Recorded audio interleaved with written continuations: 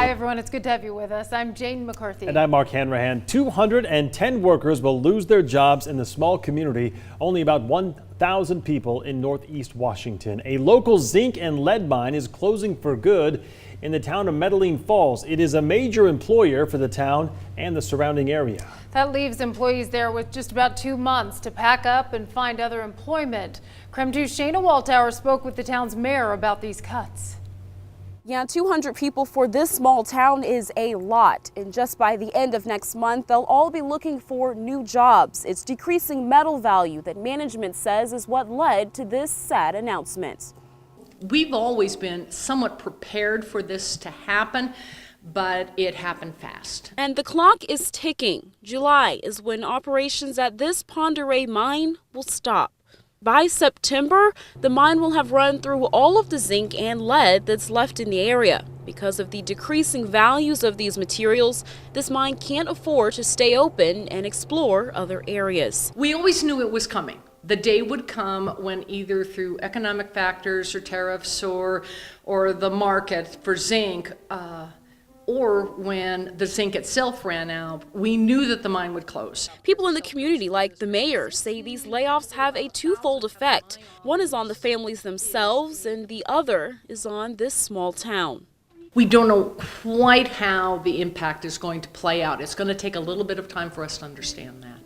She says it will probably take until about January before the town will really feel the toll from these layoffs. Because by that point, we'll know if we're going to lose the grocery store, we're going to know if our Fifth Avenue Bar and Grill is going to survive, whether the Farmhouse Cafe can survive. And so a lot of we only have a few businesses, but we don't know how in the long run it's going to affect them. For now, the mine is going down to a skeleton crew of about 35 people. This is just for building maintenance so the mine can keep its license.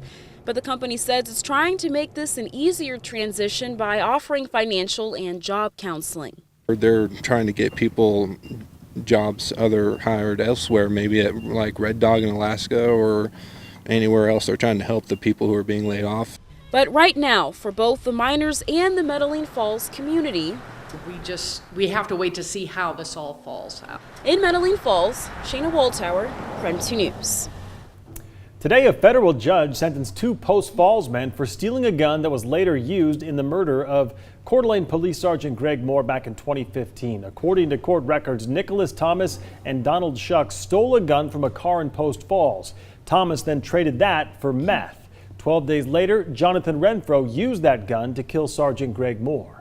In 2017, Renfro was sentenced to death for Moore's murder. Thomas was sentenced to 2 years in prison for stealing the gun, and Shuck got community service and probation for accessory after the fact.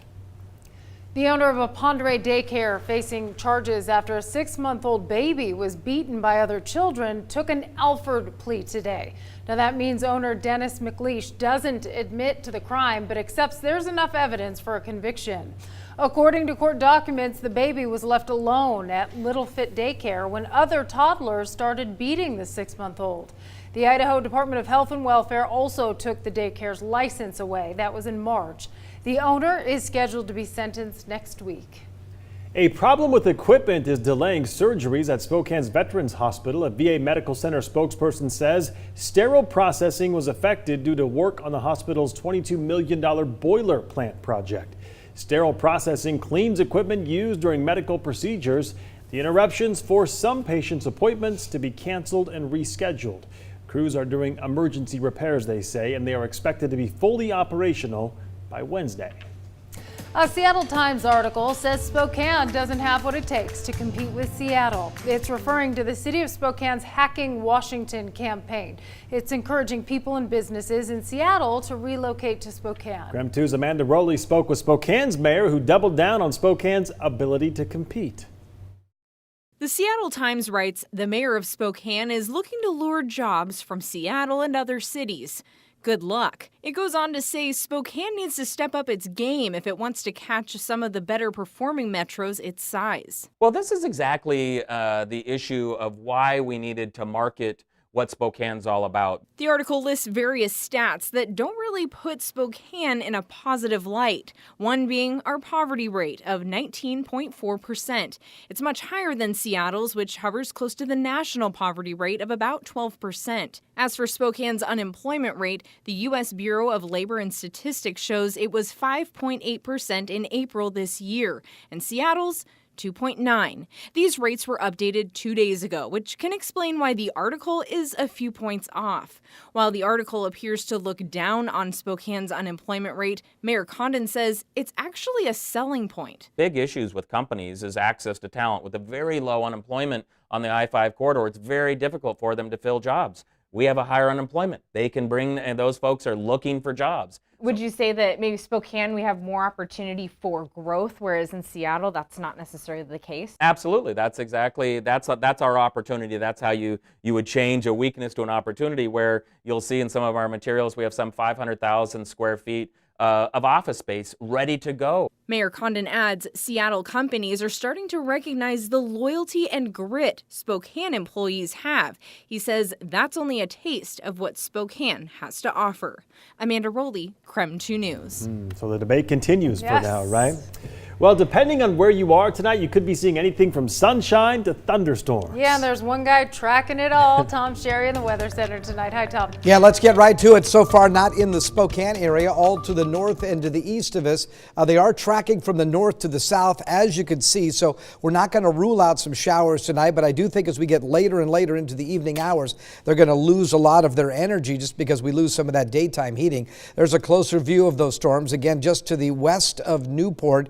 And I do think it's going to most likely miss Deer Park, but you can see it's a little bit to the northeast of Deer Park. But we'll be keeping an eye on that for you, Deer Park, because it certainly is in the vicinity.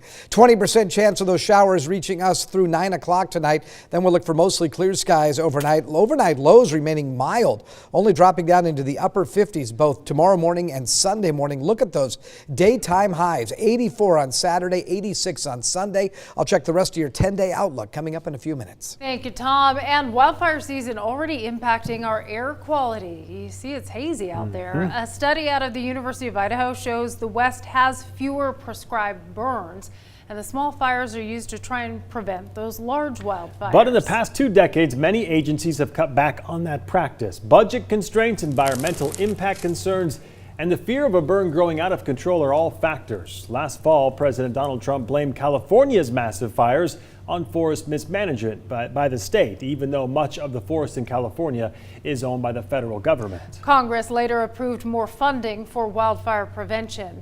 U of I professors involved in the study believe this funding could enable more prescribed burning in western states.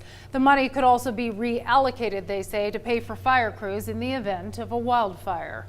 A gray wolf was found dead in Stevens County, and now a conservation group is offering up a $7,500 reward for information on the suspect behind the illegal killing. The wolf was found off Highway 20 near the Little Pend Oreille National Wildlife Refuge.